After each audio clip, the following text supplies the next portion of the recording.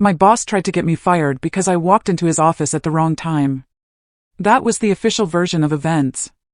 The truth was far more disturbing. My name is Diana, but you know me as Lady D. I had just turned 52 2 days before everything started to unravel. At that time, I had worked for Mr. James for over 10 years. I joined his company when it was still small and struggling.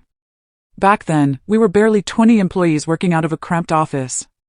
Over the years the company grew, and so did my role. I worked hard and eventually rose through the ranks until I became head of marketing. I knew the company almost as well as Mr. James himself. And I also knew his secrets. Mr. James had a reputation. Everyone knew it, even though nobody spoke about it openly. He was a serial womanizer. At first, people whispered about it in the corridors. Later, they stopped whispering. His affairs became almost normal office gossip. Interns, consultants, suppliers, sometimes even clients, it didn't seem to matter. The strange part was that it no longer bothered him if people knew. But there was one person I often thought about. His wife. Eunice. She was a gentle woman, the kind who greeted everyone with warmth and patience. Every Sunday morning she stood in the choir at my church, singing with such sincerity that people sometimes cried during worship. She was beautiful, kind, and soft-spoken. And she deserved better.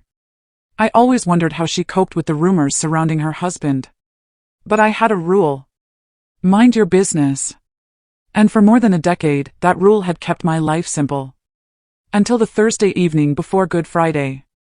That evening, Mr. James had asked me earlier in the day to prepare a particular financial ledger he wanted to review during the holiday break. His secretary was on leave that week, so many small tasks fell on me. By the time I finished organizing the documents, most staff had already left the office. The building was quiet. The cleaning staff were moving around slowly, pushing carts down the hallways. Normally I would have left the file on his desk earlier in the day. But Mr. James had a habit of working late, especially before holidays. So on my way out of the building, I decided to drop the ledger at his office. I remember glancing at the time. I was in a hurry.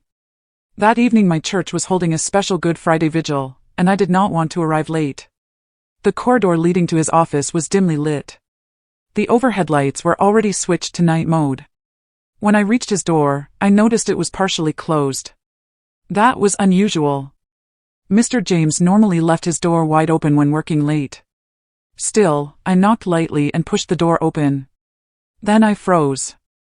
Inside the office, Mr. James was locked in a passionate embrace with a woman. They were so absorbed in each other that they didn't even hear the door open. For a split second I stood there, stunned. Then instinct took over. "Oh, I'm sorry," I said quickly, stepping back. They jerked apart in surprise. But I did not wait to see their faces. I turned and left immediately. It was not my business. And I certainly did not want to get involved. But as I walked away, something strange lingered in the air. A perfume. It was a soft floral scent, layered with something deeper and sweeter. It smelled familiar. Very familiar. Yet I couldn't immediately place where I had smelled it before. I shook the thought away. Mr. James and his women were not new. By the time I reached my car, I had already decided to forget the incident. Or at least, I thought I had. That evening I went to church as planned. The vigil had already begun when I arrived. Candles glowed softly across the sanctuary, and the choir was singing a quiet hymn. The atmosphere was peaceful and reflective. But something strange happened that night. My friend Agnes behaved differently. Agnes and I had known each other for over 30 years. We met when we were both young women working at LT Logistics as receptionists. Over time our friendship grew deeper. She became my chief bridesmaid when I got married. She was also my son Arnold's godmother. So yes, she was more than a friend. She was practically family. But that evening during the church gathering, Agnes kept asking unusual questions. "How was your day, Diana? Did anything interesting happen at the office? Were you busy late today?" At first I thought nothing of it. But Agnes was not normally curious about my office life. That night she seemed eager. Almost nervous. Like she was waiting for me to say something specific. Something she expected me to know. But I said nothing. And after a while she dropped the subject. Still, a small alarm bell rang quietly in my mind. Something about that conversation felt wrong. You see, I grew up in a rather unusual household. For most of my childhood I lived in Eastern Europe, mostly around Vienna during the Cold War.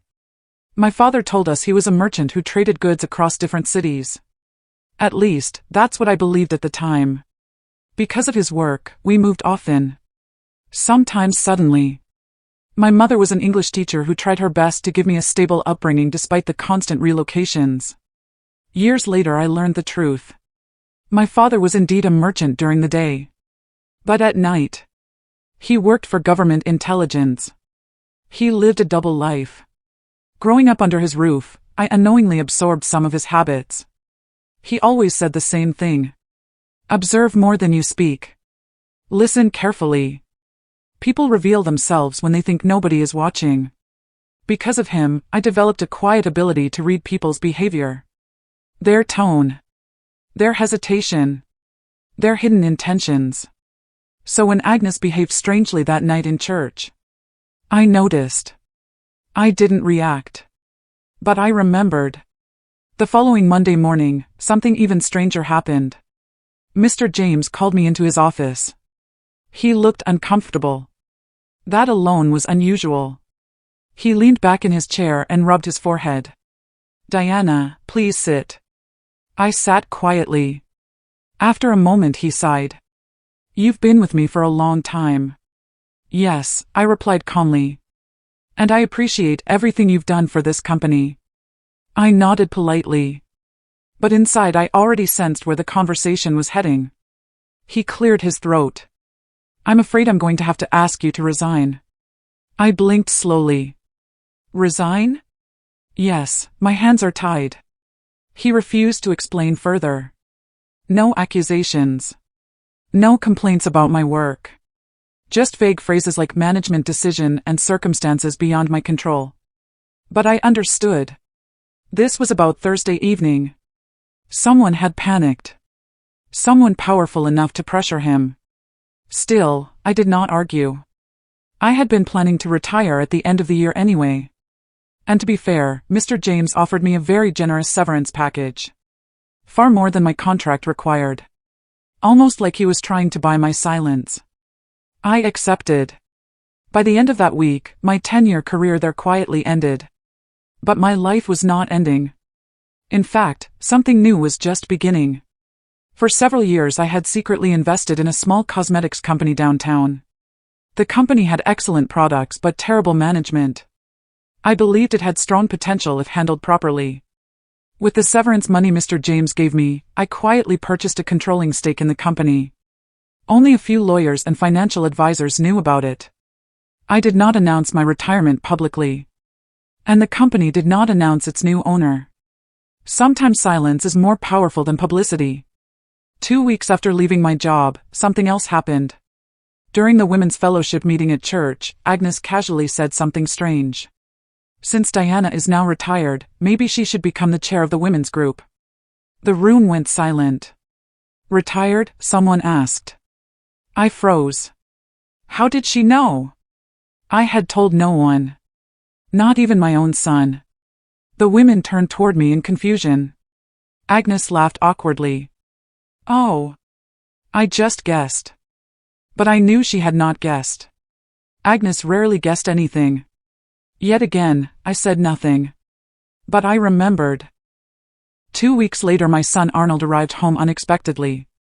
He was 27 and had been serving in the military overseas for years. His visits were always rare and unpredictable. Mom, he shouted happily as he walked in. Seeing him filled my heart with joy. Over dinner we talked for hours. Then I asked a question that had been on my mind.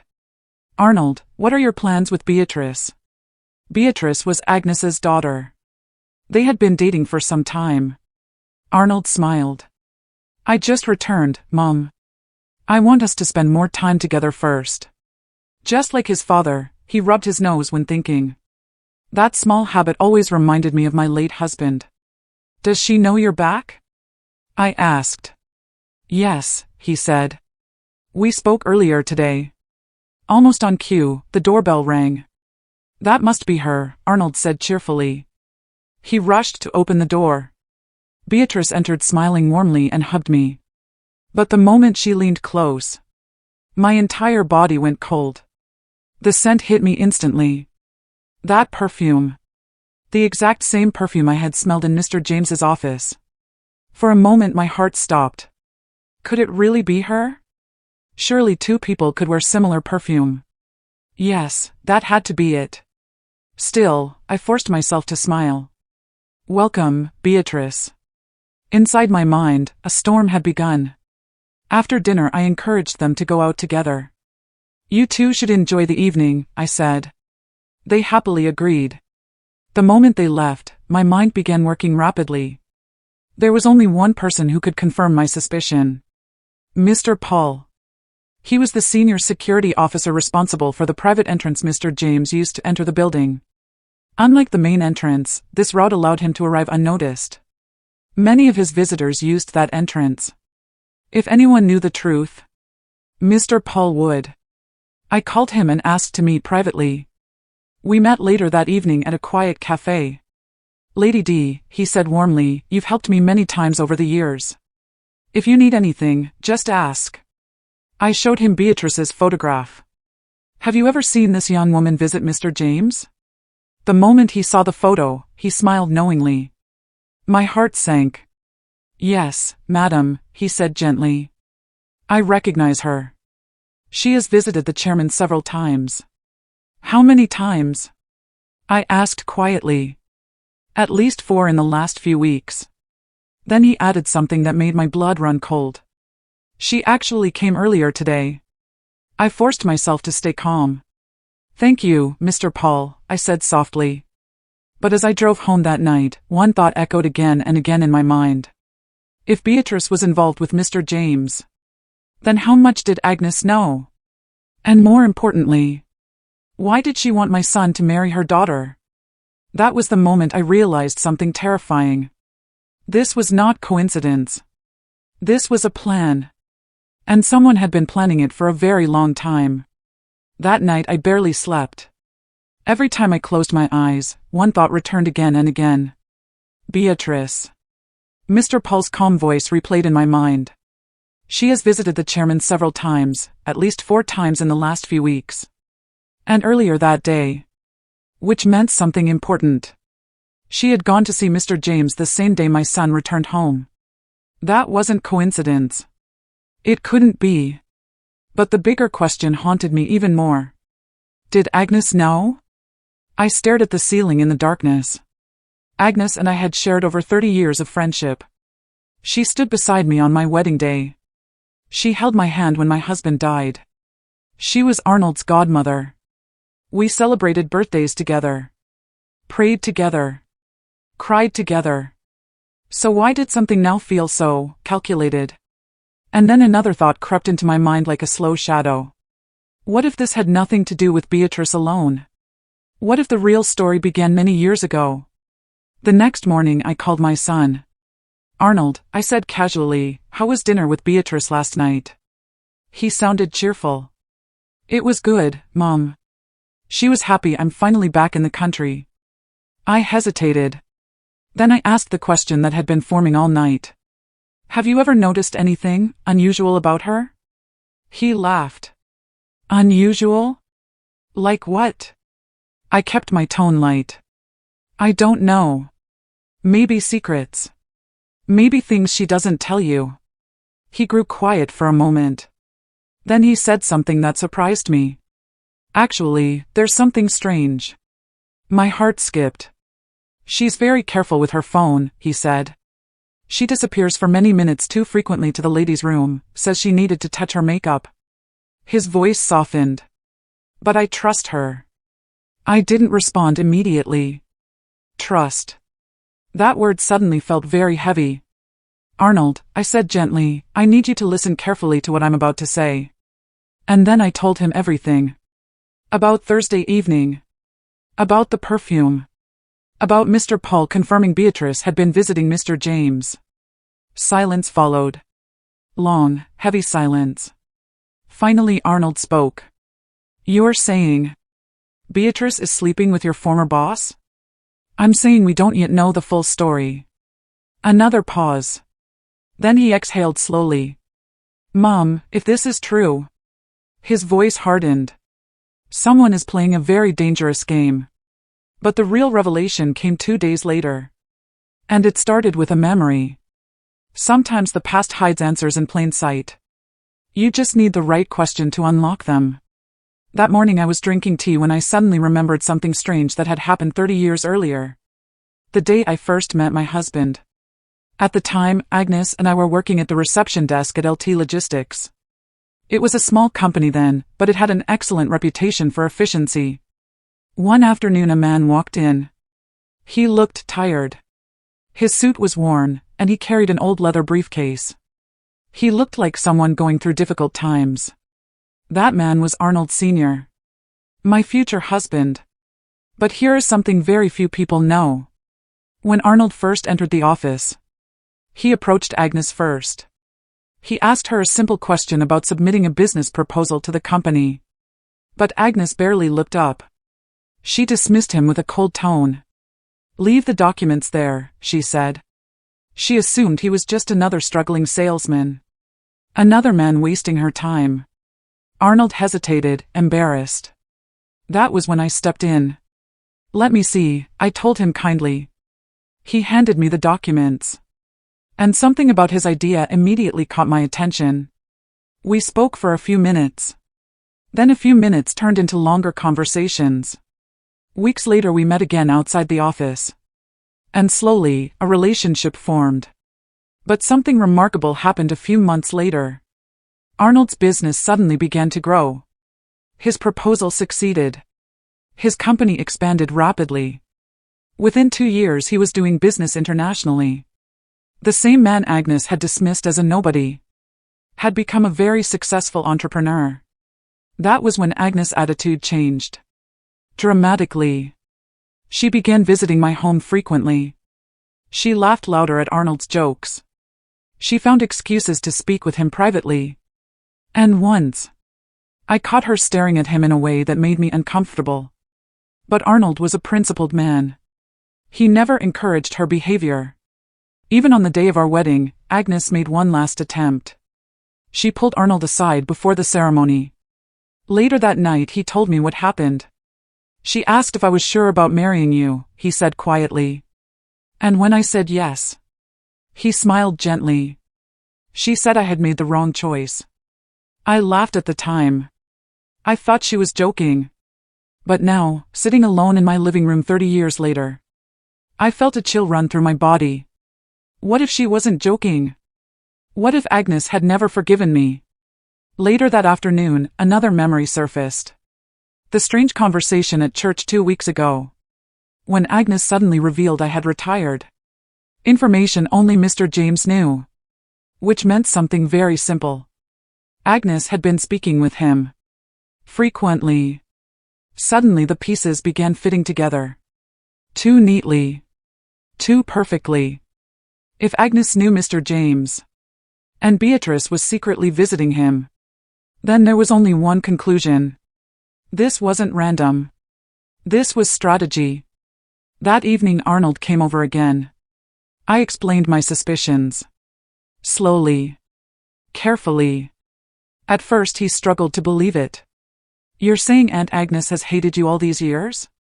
I don't know if hate is the right word, I said quietly.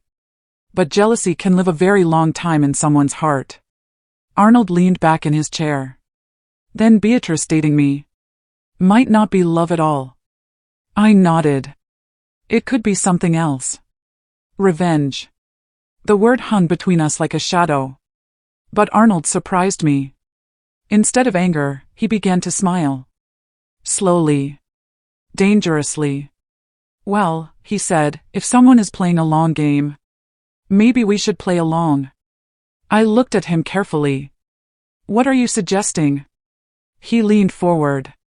We pretend we know nothing. Let them believe their plan is working. And when the moment comes.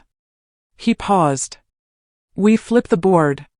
For the first time in many years, I saw something in my son's eyes that reminded me of my father. The intelligence officer. The man who always said, "Observe first. Act later." I nodded slowly. "Yes," I said. "Let's see how far they are willing to go." Over the next few weeks, Arnold continued seeing Beatrice. Nothing changed outwardly. They went on dates. They posted smiling photos. They behaved like a happy couple. But behind the scenes, we were watching carefully. Listening. And waiting. And slowly, more truths began to surface. Shocking truths. Because the deeper we looked, the darker Agnes' plan became. This wasn't just about jealousy. It wasn't just about revenge. It was about total destruction. And by the time we understood the full scope of her plan, it was already too late for her to stop what was coming. Because while Agnes believed she had been planning her revenge for 30 years, she had made one fatal mistake. She underestimated who she was dealing with. She forgot something important about Lady D. I had spent my childhood learning from a man trained in intelligence. And when someone declares war on your family, you don't react emotionally. You react strategically. So Arnold and I did the only logical thing. We let the game continue. Right up until the day Agnes believed she had finally won. The day of the wedding. The day everything would collapse. And when that moment arrived, we would make sure her revenge became her greatest humiliation. If there is one thing my father taught me growing up, it is this. Truth rarely hides forever. But sometimes you must give it space to reveal itself. Arnold and I agreed on one rule after that conversation. We would not confront Agnes. Not yet. Confrontation too early would only warn them. And if there truly was a plan unfolding behind our backs, we needed to see how far it went.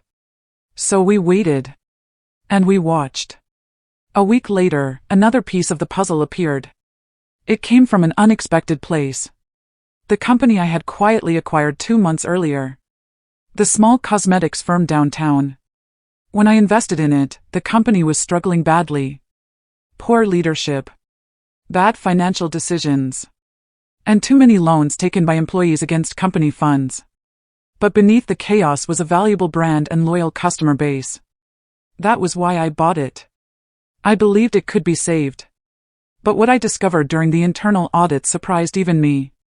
One name appeared again and again in the loan records. Agnes. At first I thought it might be coincidence. But the numbers were impossible to ignore. Over the past 3 years she had taken multiple internal loans from the company. Large ones. And most of them had not been repaid. The documents showed the loans were approved by previous management under special employee arrangements. But the repayment schedule had been repeatedly postponed. And the total amount had now grown dangerously high. Which meant one thing. Agnes was deeply in debt. Far more than anyone at church would ever imagine. Suddenly the image she carefully projected began to crack. Designer clothes. Luxury handbags. Frequent vacations with Beatrice. Those things weren't funded by success. They were funded by borrowed money. Money she clearly believed she would never need to repay. But that wasn't the most interesting part. The audit report included another note. A request from Agnes herself. She had recently applied for a senior management position within the company. A promotion that came with higher authority and access to corporate financial decisions. I leaned back in my chair when I read that. Because suddenly the pattern became clear.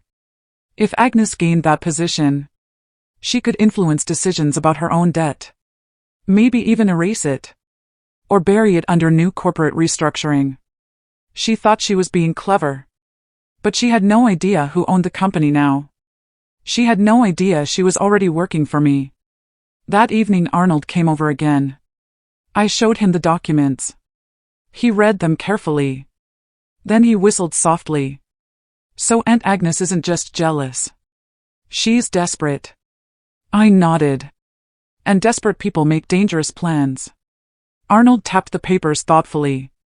If she's drowning in debt, then she needs money. Yes. Or access to someone else's. He looked up at me. Like yours. That thought had crossed my mind as well. If Agnes believed her daughter would eventually marry Arnold, then Beatrice would become part of our family. And through marriage, they might gain influence over my assets. Slowly, quietly, without anyone noticing. I sighed. 30 years of resentment. 30 years of quiet jealousy. All leading to this. But the most shocking revelation came 2 days later. Mr. Paul called me again. His voice sounded uneasy. Lady D. I thought you should know something. Yes, Mr. Paul. The young lady you asked about. Beatrice. What about her? She has been coming to see Chairman James more often. My stomach tightened. How often? Almost every other day. And sometimes she stays for hours. I closed my eyes for a moment. So the relationship was real. Not rumor. Not misunderstanding. It was happening. Thank you, Mr. Paul, I said quietly. You've helped me more than you know. That night I told Arnold everything. He listened silently. But I could see anger slowly building in his eyes. She's been cheating on me with your boss. Yes. And her mother knows. Yes. His jaw tightened. For a moment I thought he might explode. But instead he laughed softly. A cold laugh. You know what the funny part is, Mom? What? She's been asking me about marriage. I looked at him carefully.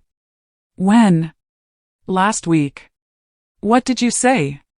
He leaned back in his chair. I told her I was thinking about it. My eyebrows rose slightly. Arnold smiled. And she looked very pleased. Of course she did. Because if Beatrice married Arnold, Agnes' plan would be complete. She would become family. And family has access to everything. My home. My investments. My influence. Everything my late husband and I had built. But Agnes had forgotten something. Revenge plots only work when the target is unaware. The next phase of our strategy was simple. Arnold would play along. Perfectly. He would act like the devoted boyfriend. He would talk about marriage. About the future. About building a life together. And Beatrice, believing victory was near, would follow the script exactly as Agnes had written it. Within 3 weeks the proposal happened. Arnold invited Beatrice to dinner. A beautiful restaurant downtown. And at the end of the evening he gave her a ring. She said yes immediately. When Arnold told me the next day, I simply nodded. Good, I said. Because the trap was tightening. And they didn't even realize it. The wedding planning moved quickly. Agnes was thrilled. Overjoyed. She hugged me at church like an old friend celebrating family happiness. My daughter always loved Arnold, she said warmly. I knew they were meant for each other. Her smile looked genuine. But now I could see the truth hiding beneath it. Satisfaction. Victory. The quiet triumph of someone who believes her plan has finally succeeded. Meanwhile Beatrice played the role perfectly. She visited often. Brought gifts. Cooked meals. Spoke lovingly about the future. If I didn't know the truth, I might have believed her. But sometimes the most dangerous lies are the ones told with the sweetest smile. Then came the final piece. One evening Arnold showed me a message Beatrice had accidentally left open on her phone. It was from Agnes. The message read, "Once the wedding is done, everything will change. Just be patient. Soon that house and everything else will be yours." I stared at the screen. So that was the plan. Marriage first. Control later. And eventually, total takeover. Arnold locked the phone and looked at me. Well, he said calmly. Now we know. Yes, I replied. Now we know everything. He leaned forward slightly. So when do we end it? I smiled slowly. Not yet. Why not? Because the bigger the stage, the greater the fall. Arnold understood immediately. His smile returned. You want to wait for the wedding? Yes. Because if Agnes had spent 30 years planning her revenge, then she deserved a finale she would never forget. And the best place for that finale was the moment she believed she had finally won. The wedding altar, where Beatrice expected to become my daughter-in-law, where Agnes expected to secure her future, where everyone expected celebration. Instead, they would witness something very different. A humiliation so complete, it would destroy the revenge they had spent 3 decades building. And by the time the ceremony ended, Agnes would understand a painful truth. You should never try to destroy someone without first knowing who you're dealing with. Some people believe revenge should be loud, explosive, immediate. But the most devastating revenge is often quiet, patient, and perfectly timed. For 30 years, Agnes had waited for the moment she could destroy me. Now, unknowingly, she had built the perfect stage for her own humiliation. The wedding was scheduled for early autumn. A beautiful venue just outside the city. White flowers. Long marble aisles. A church filled with people who believed they were about to witness the union of 2 families that had known each other for decades. Agnes spared no effort or expense, which, considering her financial situation, was rather bold. She wanted everything to look perfect. Elegant decorations, expensive catering, designer dresses, and most of all, she wanted witnesses. Lots of them. Friends from church, former colleagues, family members, everyone who had known us for years. Everyone who would see her daughter marry into my family. The triumph she had dreamed about since the day my husband chose me instead of her. I watched it all unfold quietly. From the outside, I appeared calm, supportive, even generous. I helped pay for certain arrangements. I attended planning meetings. I smiled during dress fittings. Agnes often held my hand during those meetings.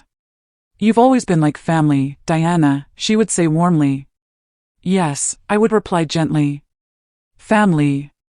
But in truth, the stage was already set. And the script was about to change. The morning of the wedding arrived bright and warm. The church was full. Guests whispered excitedly as the music played softly in the background. Beatrice looked radiant in her white gown. Agnes stood beside her like a queen finally witnessing her victory. Across the aisle, Arnold waited calmly at the altar. Anyone looking at him would have seen a confident groom ready to marry the love of his life. But I knew my son. And I knew that calm expression meant something very different. It meant the plan was ready. The priest began the ceremony. The choir sang beautifully. Guests smiled. Photographers moved quietly around the room capturing every moment. Then came the vows. Beatrice spoke first.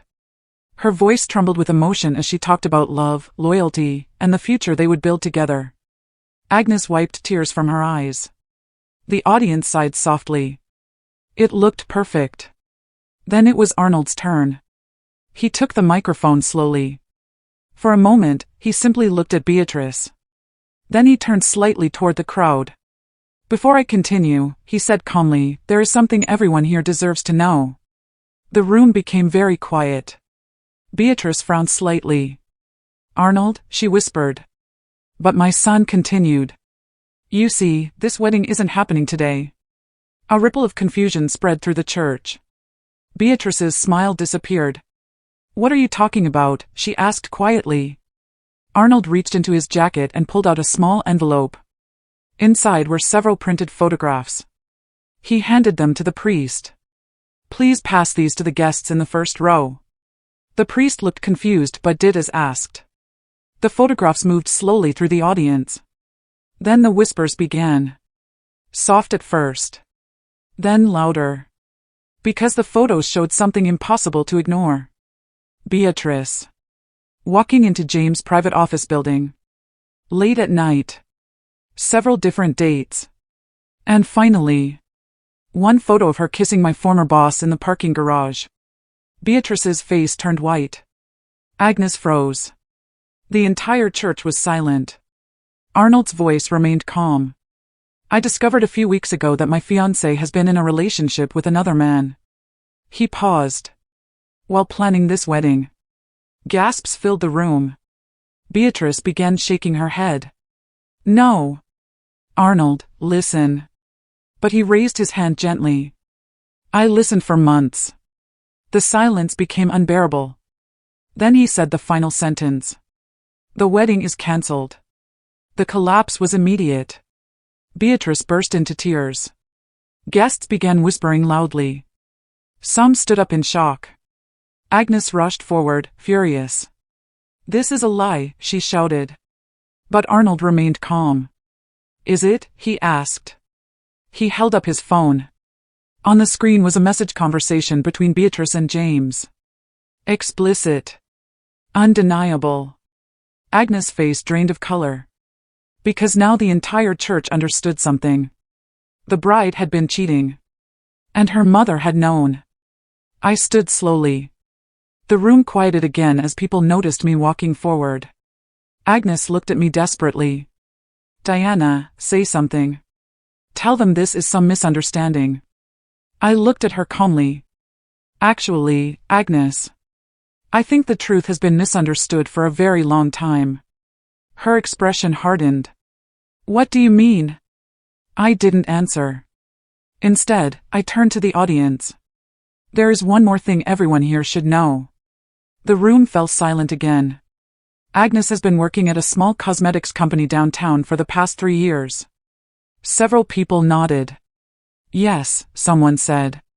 She talks about it often. I smiled slightly. Well, that company changed ownership 2 months ago. Agnes frowned. Why are you talking about this? I looked directly at her. Because I bought it. And all thanks to you. The silence that followed was almost physical. Agnes blinked. What? Yes, I continued calmly. In a bid to destroy me and my family because my husband chose me over you 30 years ago, you had painstakingly planned to destroy me, by using marriage as gateway into my family and take everything from me. You influenced my employer to terminate my engagement so I don't get to see the rendezvous you set up for your daughter while scheming to have her marry my son. What you didn't know was that disengagement would give me the resources I needed to tilt the scale of ownership of your company to me. So you see, why I should thank you. I am the majority owner of the company where you currently work. Her face went pale. You're lying. No. I pulled a folder from my bag. Inside were official documents. Ownership certificates. Corporate filings. Loan records. And unfortunately, Agnes, your position there has become complicated. Her voice shook. What are you talking about? I handed her a single page. It was the audit report. Every loan she had taken. Every unpaid balance. The total amount circled clearly at the bottom. Her hands began to tremble. You can't do this, she whispered. I already did, and on Monday go and pick your termination later. I turned to the guests. You see, while planning this wedding, Agnes also applied for a senior management position at the company. Several people murmured in surprise. But during our audit, I continued, we discovered she owed the company a very significant amount of money. Agnes tried to speak. But no words came. Her knees nearly buckled. And the company will begin legal proceedings to recover the outstanding debt. A stunned silence filled the church. Agnes stared at me like someone watching their world collapse. You planned this, she whispered. I met her eyes calmly. No, Agnes. You planned it. I gestured around the church. You built this stage. Her daughter sobbed behind her. The guests watched in disbelief. And the revenge Agnes had waited 30 years to deliver had just destroyed her instead. As Arnold and I walked out of the church together, he smiled slightly. Well, he said. That was dramatic. I laughed softly. Yes. Outside, the autumn air felt calm and peaceful. Behind us, chaos still echoed through the church. 30 years of resentment. 30 years of jealousy. 30 years of silent hatred. And in the end, Agnes lost everything she tried to steal. Her daughter's marriage. Her reputation. Her job. Her financial security. All in a single afternoon. My father used to say something when I was young. The best defense against betrayal is patience. He was right. Because sometimes the most powerful revenge is simply allowing your enemies to build the trap themselves. And then, watching them fall into it.